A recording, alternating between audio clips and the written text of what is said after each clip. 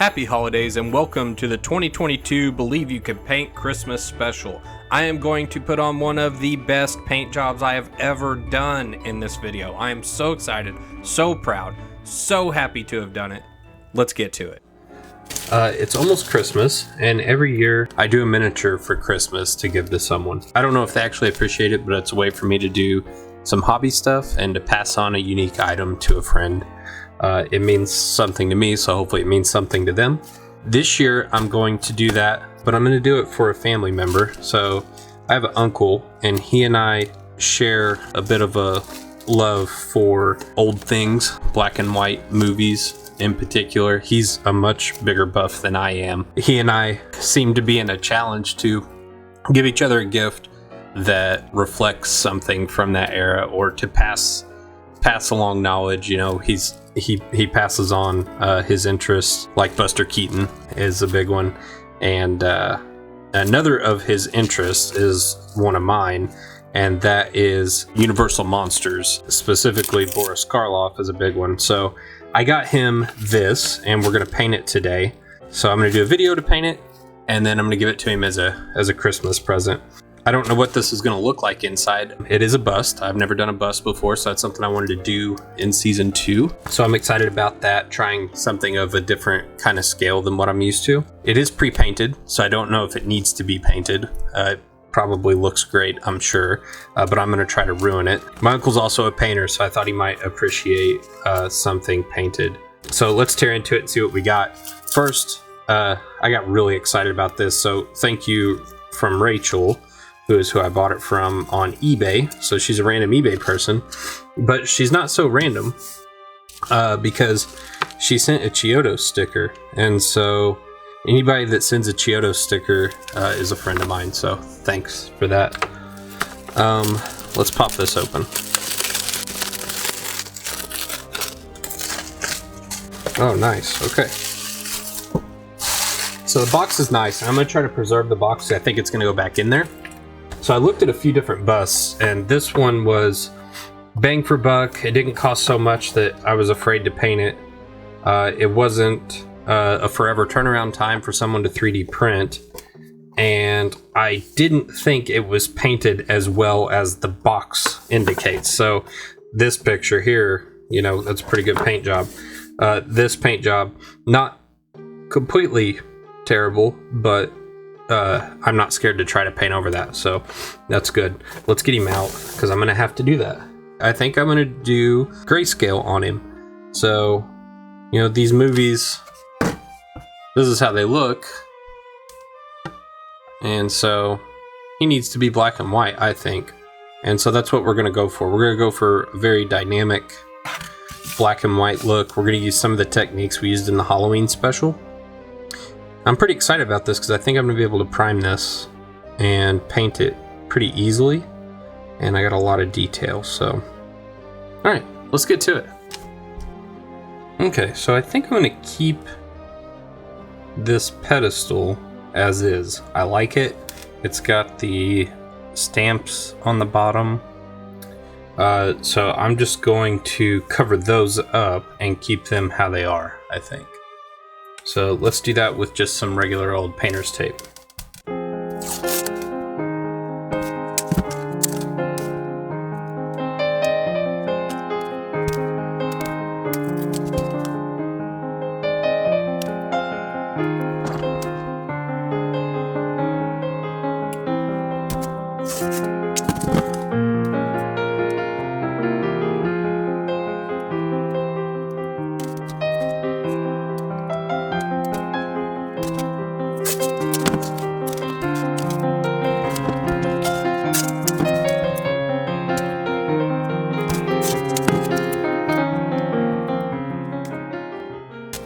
Okay, that should be good.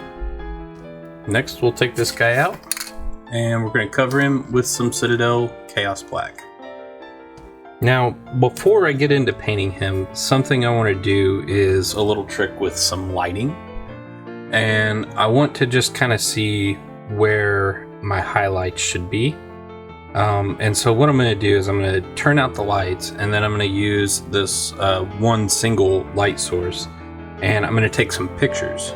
So let's see what we can do with that. All right, so I've got this light here that we're gonna use. I wanna put this, like studio lighting. And then I'm just gonna take my phone and I'm gonna get down here on his level and take some different photos. So now I'm just gonna take the photo. Let's go to contrast. Yeah, so darken the shadows, increase contrast, lower down the brightness some. And we're just gonna play with this until we can see our hotspots.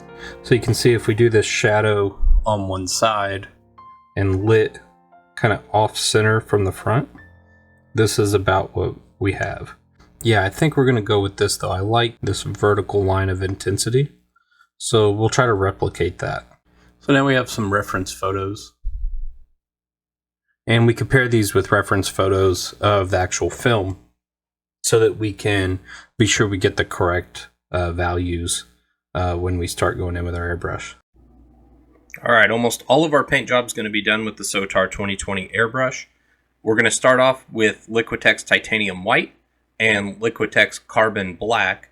These are acrylic inks, and we're going to mix those together equally and then do a 2-to-1 ratio of that mix to airbrush flow improver.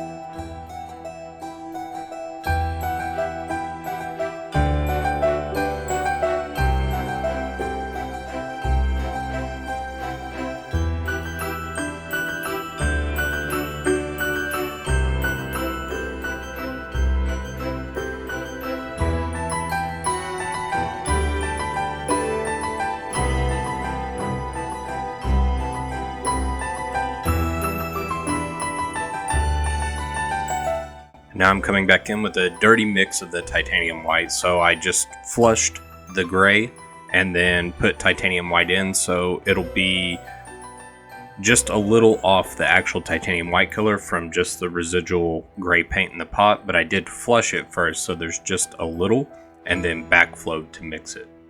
And we're going to use this white to come in and start pushing those highlights up higher.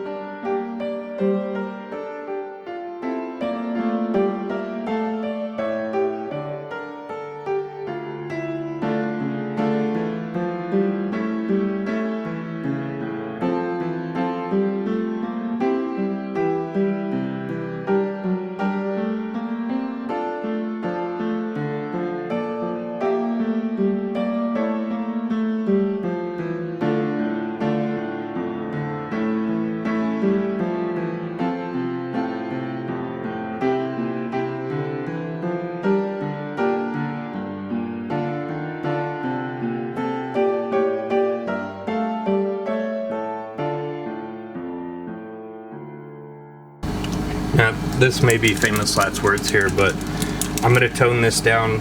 I want to use something that I know will work.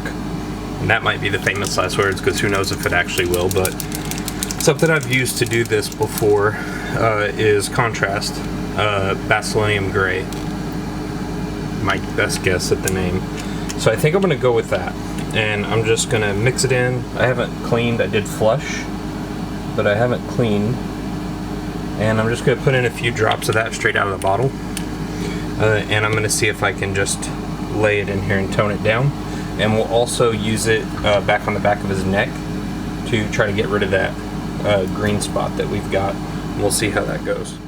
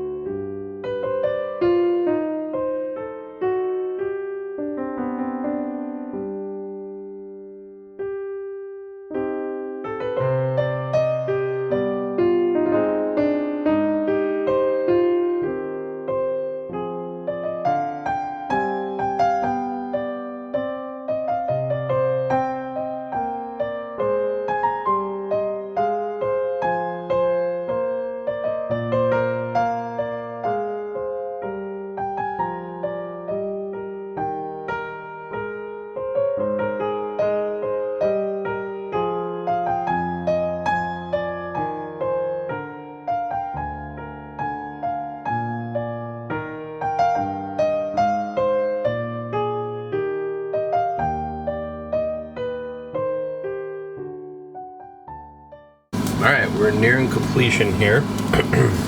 Last thing I want to do with the airbrush is bring just a little bit of these highlights back over to the left side of his face, or right on your screen. And I just want to make sure that we're casting light properly. I mean, if our light source is here, it would hit his cheek a little bit and maybe on a couple of these other surfaces. And so I just want to make sure we keep that looking realistic. So I'm going to start with his cheek because that's the most prominent.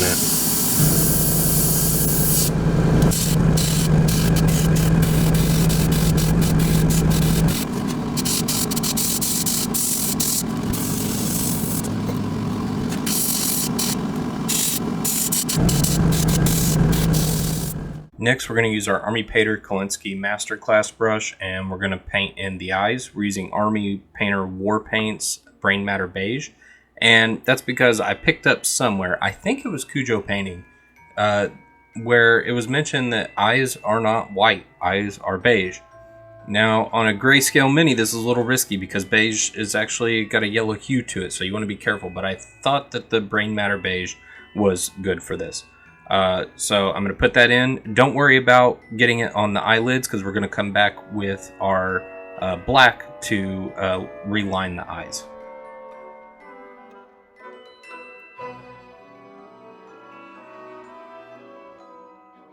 Now we're going to come back in with Higgins Black Magic and reline the eyes to make sure we get the right shape, and then do our pupils.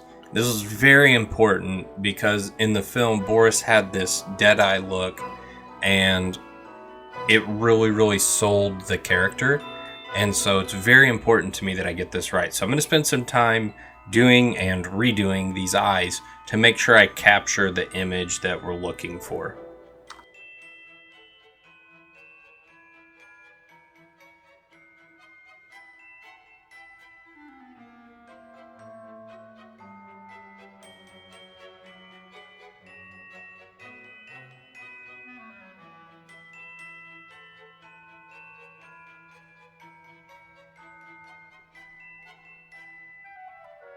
Alright, for our last step, I'm going to come in with some gunmetal and some silver from Vallejo Game Color.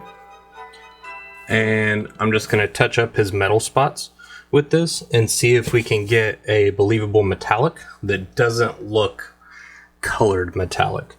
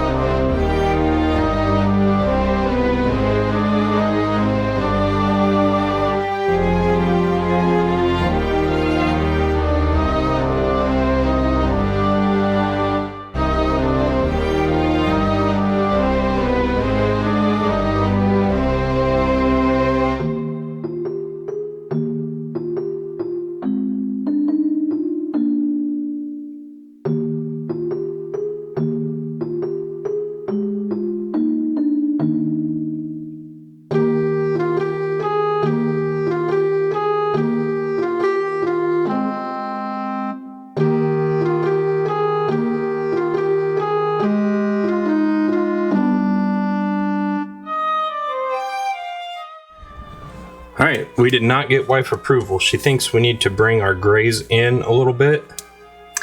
I agree. I was just kind of done with it. But she knows best. So, I've got some white in the airbrush right now. And we're just going to come in with some Basilinium Gray. And see if we can get that to the right color.